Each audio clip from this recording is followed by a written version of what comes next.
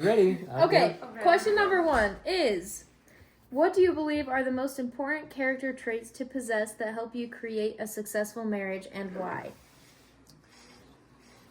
I think patience is a big one.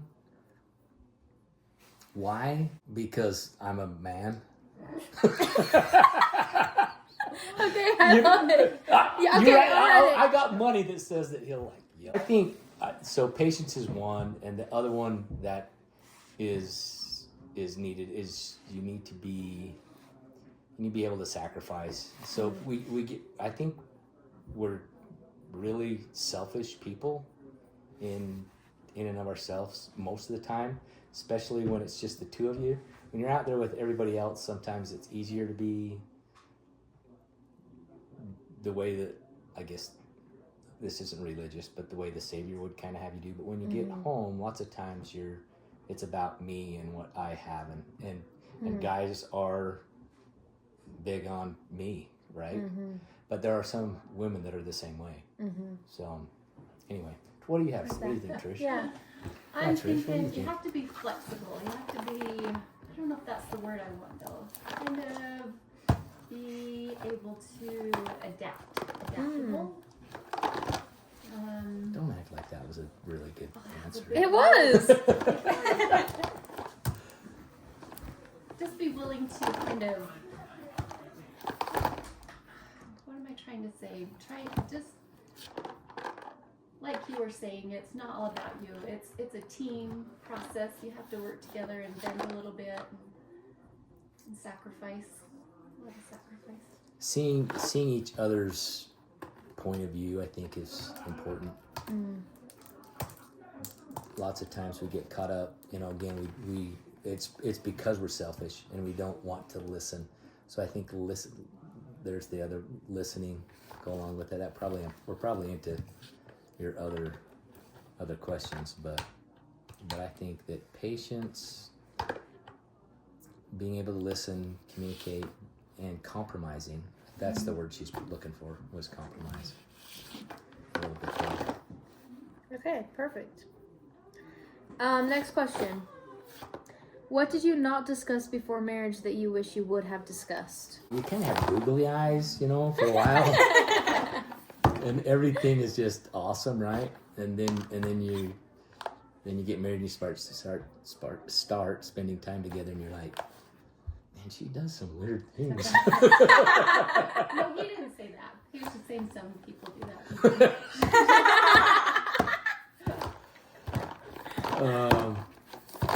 So anyway, what's the question? Is there anything that you wish you would have discussed that you didn't before marriage? I think we have more of a plan. I mean, it's kind of working things out, having a vision together, working towards more things together, setting goals, dreams. You have those. I mean, you do have those, but I think they're really high level. You don't drill into any of the details.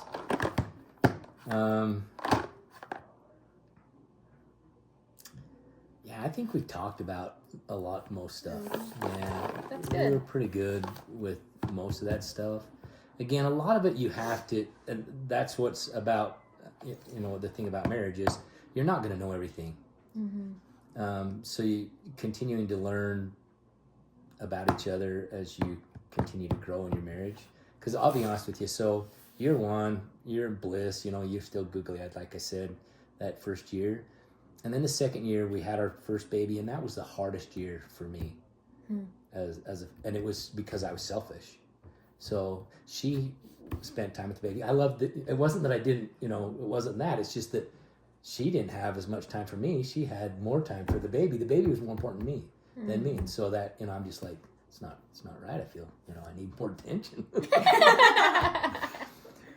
But then as I had to learn that, every year after that second year, I think has gotten better and better for us. So every year we've been able to build and get and become closer and closer and closer. And so So, you know, everything's better. But it takes a while to get there. Yeah, I like that. Thank you. Okay, number 3. Okay, what is it about marriage that has brought you the most joy and why? I'm gonna say the family as it grows. Just kind of working together and enjoying that. That's been so fun. So the kids are supposed to be the offspring of your love, right? So the family thing is good. That always brings happiness and always brings us back. But I like spending time with Tricia. So and I think we've actually been able to spend more quality time together the last few years than we did before because we were so busy with family. So it's almost getting to know each other better, or things that we knew before, but kind of because it's just where we're at in our relationship, right? Where all the kids are basically out the door. And then it's just us. We've been the only two in the house a lot. Yeah. It's weird. I bet it is so weird. Your parents would feel the same thing. My parents are. Yeah. Okay. What is your strategy to maintain unity even when you are independent and busy people? Strategy. Oh, I have a strategy for everything. Good. But it's my own strategy, not put together strategy. Oh, this is marriage here.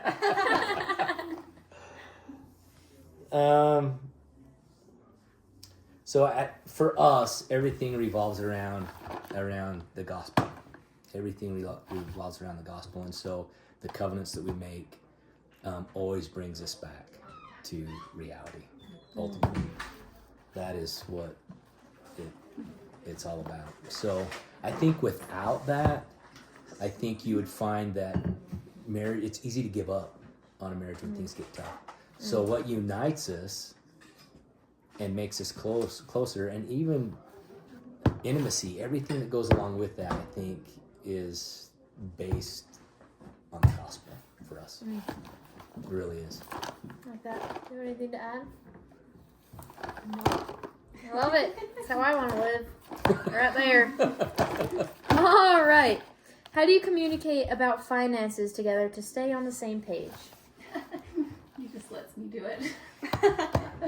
It's true.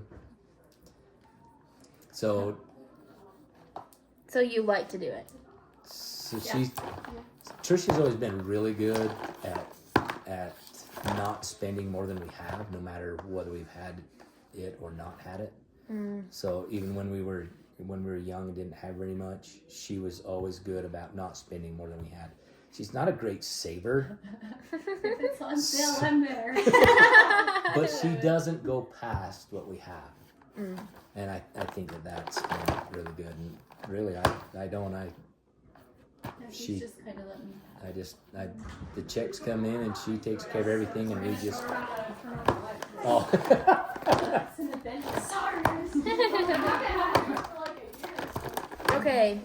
Next one. How do you effectively address and resolve any conflict that arises in your marriage? We ignored each other. Yes, after hearing pouts for 2 days, then we finally. Sounds like What is is going going on? on? Father like son. Yeah. So she can say that, but if I get quiet, she is quiet as well. So she can blame that on me, but she is just as quiet. She says that I'm pouting. I'm like, don't you want to talk to me? What's the deal? So you guys gotta let it sit for a second and then work it out. Just for a second. So usually we're better at that now than we were before, but I think that takes a lifetime of trying to work at. I mean, it's not something that comes easily, I don't think. Because you change, I change, she changes, circumstances changes, if everything is changing, and so you've always got to be adapting to that, and it's not always easy. It takes a little bit. Okay, next question. Okay, what does the process of communicating about distributing different household responsibilities look like for the two of you? I love doesn't. this one. This is It great. doesn't look. There's no look to it. We just kind of do it, huh? She does it all, and I don't have to worry about doing any. I'm just- All right. that's not true. So Yeah. Okay. She called me. I just wanted it's to make sure she actually we found them. we really haven't communicated much on that. Hmm. She's taken care of most stuff in the house, and she loves to mow the lawn. She loves to do stuff like that outside. I like to create and build things, you know. So Okay. Does one of you have more power in decision making, or do you feel like you have equal power?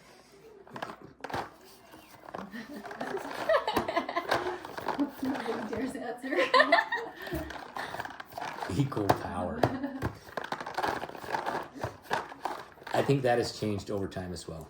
So I would say that I had power early and didn't even give her the opportunity in a lot of ways. I do. But don't you agree? It was my kind of do it my way. And she was willing to, you know. That has changed because then she started fighting back a number of years ago. I didn't like that. So What's happening? I love this. well, you gotta it's real stuff. But I would say that we communicate better. I think that she has more control right now than I do. You recorded. I think she just she doesn't ask. She doesn't ask anymore. If she wants to do something, she just does it. How long have you guys been married? 34 years. Last question. What wise advice do you have for those who are not yet married? Any last words? Yeah, don't get married. Okay, well, it's kind of not part of the plan. Get married. It is so fun. So what advice do we have? Yeah.